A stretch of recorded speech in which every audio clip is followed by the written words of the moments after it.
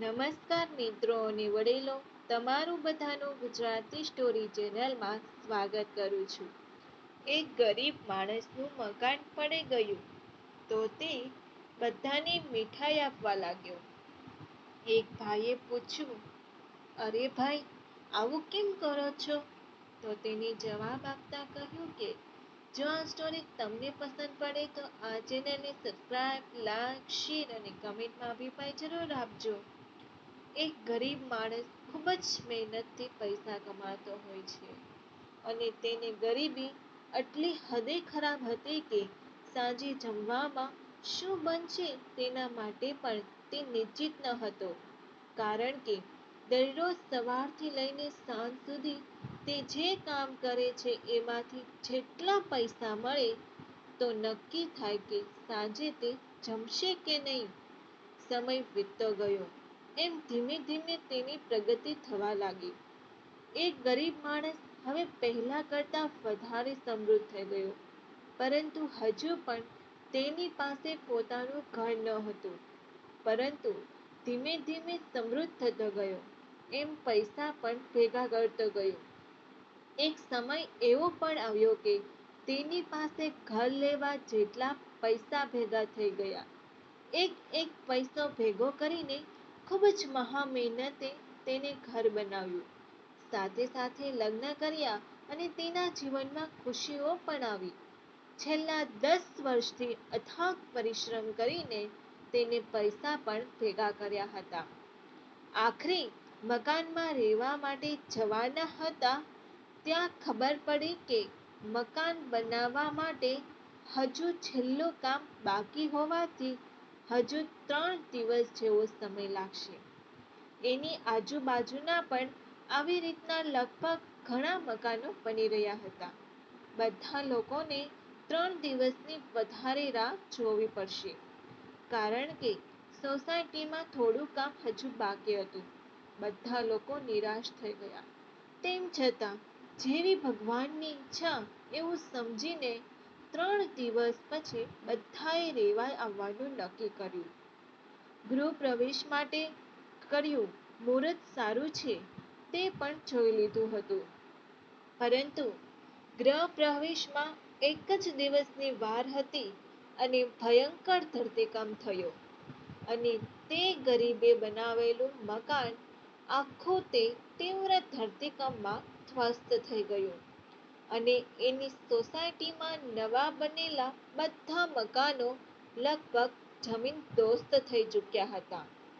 પરંતુ હજી આ માણસને આના વિશે કશું જ ખબર નહોતી. જેવી તેને આ સમાચાર મળ્યા કે તરત જ તે માણસે મીઠાઈની દુકાન પર ગયો. મીઠાઈની ખરીદી કરી અને જ્યાં મકાન બની રહ્યું હતું ત્યાં પહોંચ્યું. જોયું તો સોસાયટીના લગભગ બધા મકાન પડી ગયા હતા.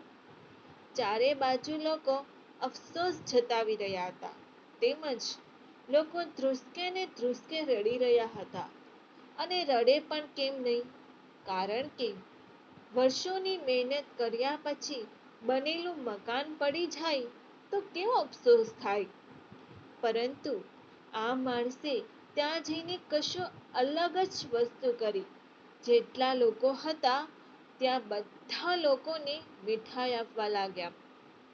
બધા લોકો આ જોઈને આશ્ચર્યચકિત થઈ ગયા. એટલામાં જ તેની બાજુમાં જેનું મકાન હતું તે પડોશી તેને ઓળખતા હતા. થોડી મિત્રતા જેવું પણ થઈ ગયું હતું.